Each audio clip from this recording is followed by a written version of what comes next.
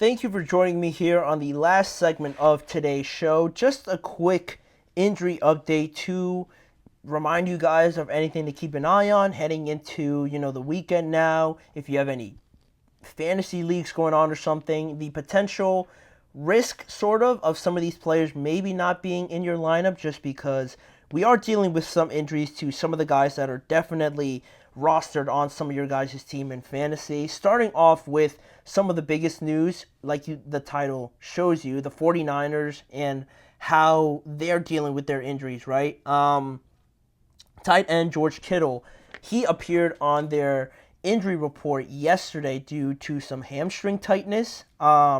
He didn't practice yesterday on top of that, so that is something to monitor.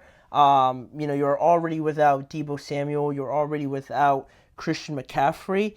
I haven't seen anything else about the limitations on George Kittle as of right now. I will continue to check, but, George Kittle is obviously one of their best players. He does so much for them in the run game, the passing game on top of it. So keeping an eye on him and how that hamstring sort of works itself out. The hamstring, calves, things like that are very nagging and very annoying, honestly, it seems like, to kind of get rid of. So that will be something to watch as the weekend goes on and see how he hopefully gets better over the next couple of days. Then also, still with the 49ers, Charvarius Ward as well, who also didn't practice yesterday because of a hamstring and knee issues, is sort of 50-50, I would say, to playing or not playing this upcoming weekend. And, it is going to be a bigger game, right? Going up against the Rams. It's basically like coming down to who is the healthier team, just honestly at this point, right? Because you look at all the injuries the Rams are dealing with and the 49ers, still very good, very talented, but it comes to a point still where, this is kind of crazy now that the George, Deebo, and all these guys are getting injured, right? So having an advantage anywhere that you can is going to be a decider in that one. Charvarius Ward, obviously their top corner, trying to go out there and put on a defensive performance, a dominant defensive performance on the Rams that don't have Cooper Kupp or don't have Puka Nacua, right? So having such an advantage there is going to be huge, but we'll see how those guys go. I'm sure it's going to be a Sunday decision if I were to guess, but elsewhere, on a positive note for the 49ers, their safety, one of their starting safeties definitely is expected to make his debut this season. Talanoa Hufanga, who tore his ACL last year and missed the entire year, obviously, has been going through a gauntlet of trying to recover over the last year, basically, and he is finally ready to go. They feel good about him. He's going to make his season debut in the game against the Rams, so that's a great sign for their defense. Now pretty much only missing Drake Greenlaw as the only last addition to this team before they're complete again.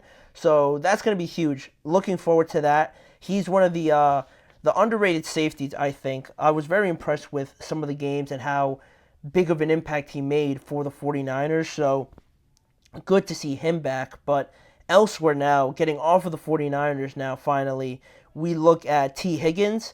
He's been dealing with a nagging hamstring injury. There it is again, the hamstring. He's been injured for a good portion now of the season, or the first 2 weeks, obviously, but he hasn't practiced since September 5th, so he is kind of trending in a direction now where it's looking more and more optimistic that he could make his debut on Monday, which also makes it a lot better, having that extra day in there. The Bengals will take on the Washington Commanders on Monday. I feel like the Bengals should handle the Commanders relatively without trouble, but if you feel like T. Higgins and he wants to play in this game, Zach Taylor said that he is trending in the right direction. I wouldn't have a massive problem if he started, but I feel like they could hold him off one more week and still win this game, but who knows? He did return to practice, like I said yesterday, in a limited capacity, so still not practicing fully, so that's another reason why you still try to keep him without hurting himself, essentially, kind of protect him from himself and doing too much, but definitely a positive sign, right? Having him back at practice now, to help out this offense any way that he can just by being out there along with Jamar Chase, giving another option to Joe Burrow is going to be huge. And some quick hitters here for you guys in this segment. The Eagles starting safety C.J. Gardner-Johnson missed practice as well yesterday with a foot injury. He was not on the injury report on Wednesday, and then it just popped up yesterday. So being on a couple days notice now of playing the game on Sunday, we'll see how that foot goes. I don't know the extent of what it's looking like right now, but it will be something very interesting to keep track of just because starting safety, you're going up against the New Orleans Saints, high-powered offense, red hot at the moment. You need everybody on that defense to be locked in, knowing everything that there is to know of the game plan and executing it. Without having CJ back there, they're already sort of thin at that position. I actually don't know who would start at safety out with Reed Blankenship, so that's pretty concerning. I don't know the extent of it. I just know that he wasn't on the injury report on Wednesday, and then he popped up yesterday. It is something to just keep an eye on. He will be listed as questionable, I am assuming, heading into that game, but it is a good matchup, I think, just from the sense that I'm sure CJ would want to play in it. It's one of his former teams, so there is more incentive there, but it is something the Eagles have to keep a close eye on, not to overdo it with him. Then elsewhere in Cleveland, funny enough, another foot injury. Myles Garrett continues to be out of practice with that injury, that foot injury that popped up last Thursday. He didn't practice again this Thursday now, and he missed last Thursday's practice, but he was limited last Friday, and I don't know the status of his practice today. I haven't seen any news pop up as of yet, but with this injury, it doesn't seem that bad because Myles said last week that he's just gonna play through it. So, it does kind of concern me just because if he's gonna play through it, it seems like it isn't that bad. But also, I don't want you to be playing through anything, right? I want you to be healthy at this point of the season. So that one's a little bit weird to kind of keep track of just because is he hurt? Is he not hurt? Is he not going to practice every Thursday now going forward with this nagging foot injury? That'll be something to watch. But he played relatively well last week, so I'm kind of leaning towards the fact that maybe it's not that bad, but still something that popped up on the injury report. Then also, some more positive news. Justin Jefferson for the Minnesota Vikings was listed as a limited participant for the second straight day yesterday with that quad injury, but he told a reporter for ESPN that he feels great, actually, and that he will play against the Houston Texans this upcoming Sunday for sure. Those were his words. So he's feeling great. He says he's feeling well. So you look back to last year and how Justin Jefferson was dealing with, I forget what it was, what injury he had to start the year last year. Once he came back from that, then he was dealing with something else, right? And that was kind of frustrating. So I'm sure the Vikings are just being overly cautious with him on a new plan to keep him as healthy as possible. So to me, that one's pretty positive. It is still a limited participation, but I feel like Justin's going to be out there. If he says he's feeling good, then I think we should just take his word for it. They're going to need him certainly against the Houston Texans and that high-powered offense, which leads me into my next segment now, or my next person I wanted to talk about, next player, Joe Mixon. On the other side of this game for the Houston Texans, missed his second straight day of practice yesterday with that ankle injury he suffered last week against the Chicago Bears on Sunday Night Football. So the chances aren't looking great for Joe Mixon to make it to Sunday.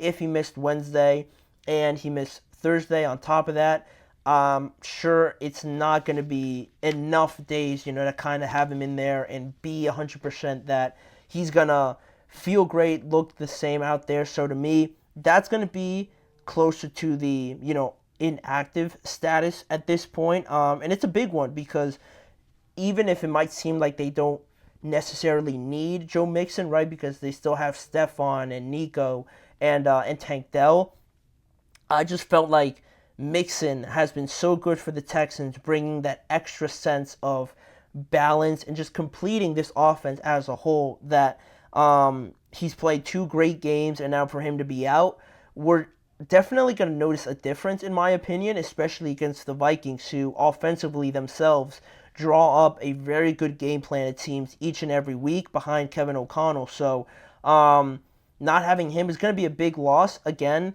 the chances aren't looking great for him. And what's interesting about this one is that he was tackled by TJ Edwards in what looked like a hip drop tackle. And I brought it up last Sunday when it kind of happened. And for the fact that the NFL, for how much they talked about it and how big a deal it was, how they didn't call it, because it seemed pretty clear just based on the fact that TJ kind of dragged his body weight behind him and just tackled him that way, crushing the ankle behind Joe Mixon as well in an awkward fashion.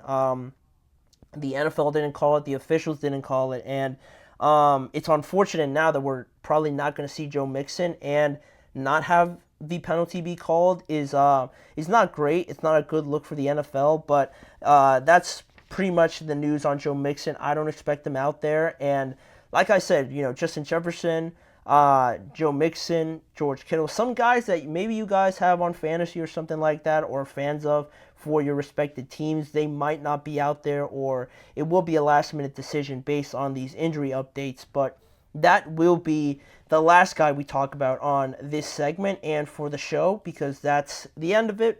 Thank you guys for tuning in for this episode of the GSMC Chip Shot Football Podcast. Remember to like, follow, and subscribe to the show as well, on top of following the network on all forms of social media. If you want to see more of this show and more variety in terms of the content that we put out, check out both YouTube channels and see YouTube shorts, individual segment videos on all the topics we cover on the show. And remember to tune in every weekday at 6:30 p.m. Eastern Time with me, your host, Manny Maradiaga, covering all the storylines and headlines around the NFL. Have you guys a great weekend. Go watch some football and join me back here on Monday to talk about everything over the weekend. Back on Monday. I'll see you guys then.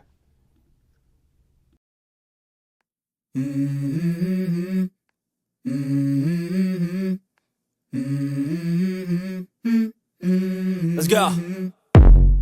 I wake up to a little bit of drool on my pillow, feel like it's gonna be a bad day. Yeah, I'm tired of shit, and the coffee ain't hit yet, damn, ain't that great. I don't wanna go to